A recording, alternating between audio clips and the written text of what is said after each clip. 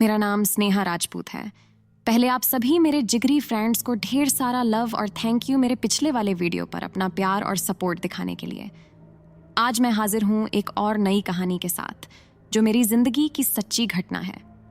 आज मैं तुम्हें अपनी जिंदगी की सबसे खौफनाक कहानी सुनाने जा रही हूँ।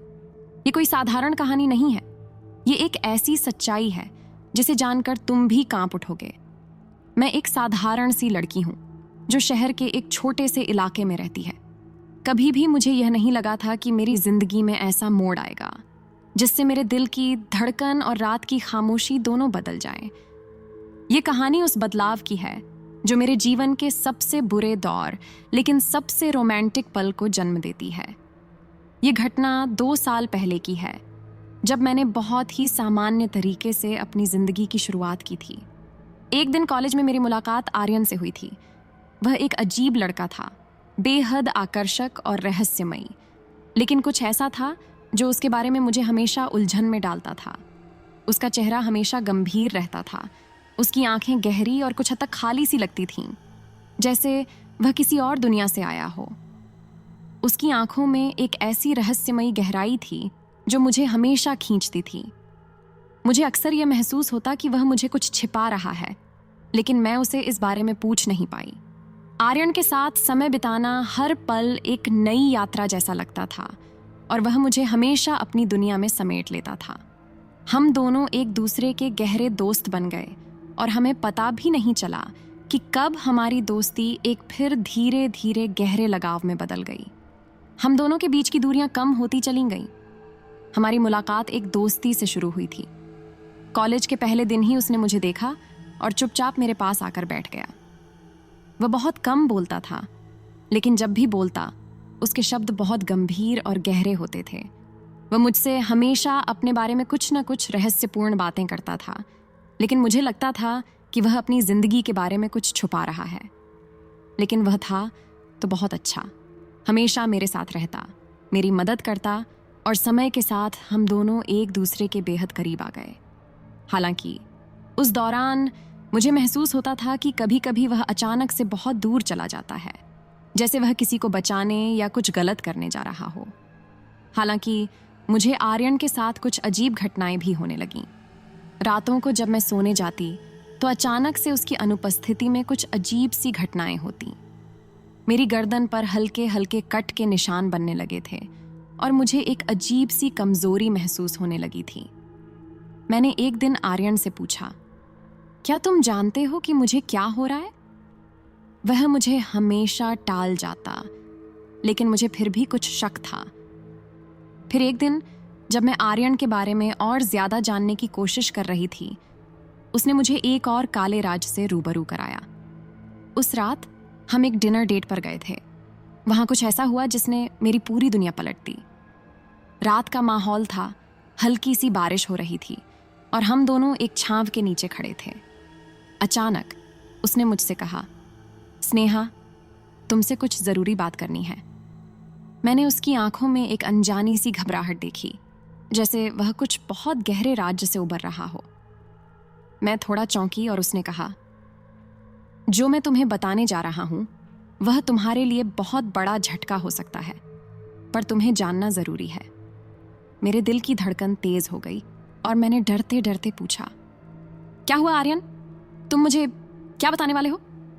उसने गहरी सांस ली और कहा, मैं इंसान नहीं हूं, स्नेहा। वह चुप हो गया और मैंने उसे हैरान होकर देखा। फिर उसने धीरे से कहा, मैं तुमसे बहुत प्यार करता हूं, लेकिन तुम नहीं जानती कि मैं कौन हूं। क्या मतलब? कौन हो तुम? मैंने पूछा।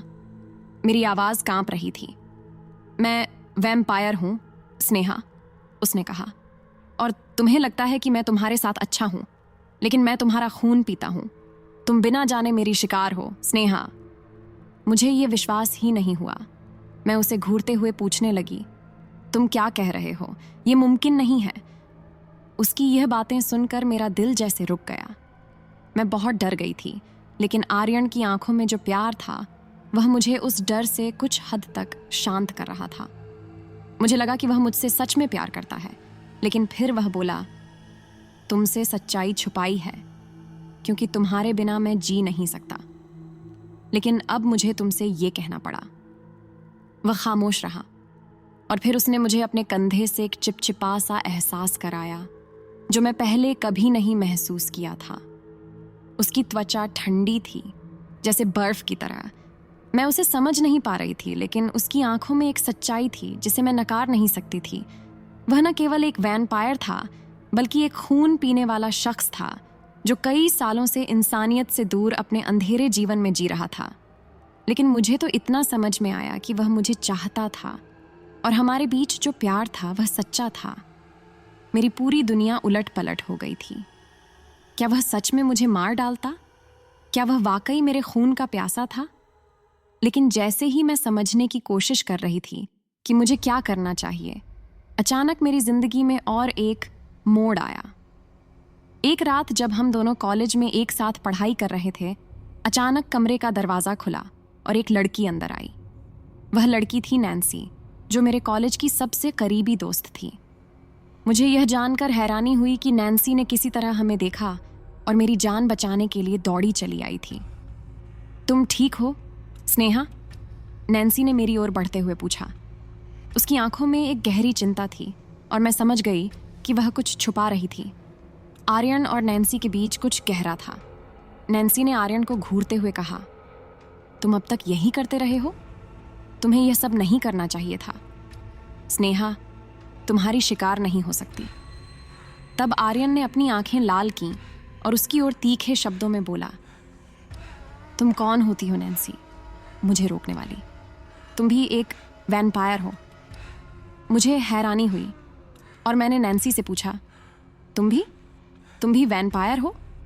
नैन्सी ने सिर झुकाया और बोली, हाँ स्नेहा, मैं आर्यन की तरह ही एक वैम्पायर हूँ और मैंने तुमसे कभी यह बात छुपाई क्योंकि मुझे डर था कि तुम मुझे न समझ सको। लेकिन अब मैं तुम्हारे लिए आ गई हूँ। नैन्सी ने अपनी पूरी कहानी मुझे बताई। वह मुझे बचाने आई थी क्योंकि वह जानती थी कि आर्यन जैसे वैम्पायर को शिकार बनाना कितना खतरनाक हो सकता है। उसने मुझे बताया कि आर्यन को उसके वंशजों ने ही अपनी वैम्पायर कम्युनिटी से बहिष्कृत करके इंसानों की दुनिया में फेंक दिया। अब वह एक शिकारी बन चुका था। नैन्सी ने कहा, मैंने तुम्हारी मदद की क्योंकि मैं जानती हूँ कि तुम एक वैम्पायर के लिए शिकार नहीं बन सकती। तुम मेरी दोस्त हो और मुझे तुम पर विश्वास है। आर्यन की दुनिया से बाहर निकलो स्नेहा। आर्यन ने नैन्सी की बातों को नकारते हुए कहा, मैं उसे छोड़ नहीं सकता नैन्सी, अगर तुम बीच में आई तो। लेकिन नैन्सी ने उसे रोकते हुए कहा, तुम उसकी जान नहीं ले सकते आर्यन। ये अब तुम पर निर्भर है कि तुम अपनी दुनिया को छोड़कर इस खतरनाक रास्ते से बाहर निकलो। आर्यन का चेहरा गुस्से से तमतमा रहा था, लेकिन उसने नैन्सी की बात मानी। उसने धीरे धीरे मेरी ओर देखा और कहा, तुमसे प्यार करता हूं स्नेहा, लेकिन इस प्यार में तुम्हारा खून भी शामिल है। मैं नहीं चाहता था कि तुम इस दुनिया का हिस्सा बनो, लेकिन अब मैं यह सब खत्म कर दूंगा। नैन्सी ने आर्यन की बातों को नजरअंदाज किया और मुझे बचाने के लिए उसे एक झटके में दूर धकेल दिया। तुम्हें उसकी जिंदगी छोड़नी होगी आर्यन, अब तुम्हारी दुनिया यहीं खत्म हो जाती है। आर्यन ने आखिरी बार मुझे देखा और बाहर की ओर बढ़ा, जहां अंधेरा था। नैन्सी ने मेरी ओर देखा और मुस्कुराई। तुम सुरक्षित हो स्नेहा, अब तुम अपनी जिंदगी फिर से शुरू कर सकती हो। मुझे यह समझ में आ गया कि कभी कभी हमारा दिल हमें सही रास्ते पर नहीं ले जाता, लेकिन सच्चे दोस्त और प्यार हमें उस अंधेरे से बाहर निकाल सकते हैं जहां हम कभी खो गए थे। मेरी आप बीती पूरी सुनने के लिए आपका शुक्रिया। अपना प्यार और सपोर्ट दिखाने के लिए वीडियो को लाइक, शेयर और कमेंट जरूर करें। अगर आपका प्यार मिला तो मैं और ऐसे ही अपने साथ घटी सच्ची कहानियां आपको सुनाऊंगी। क्या आप मेरी और कहानियों को सुनोगे? जल्दी से कमेंट करके बताएं। मिलती हूं जल्द एक नई सच्ची कहानी के साथ। तब तक के लिए bye, take care, Radhe Radhe.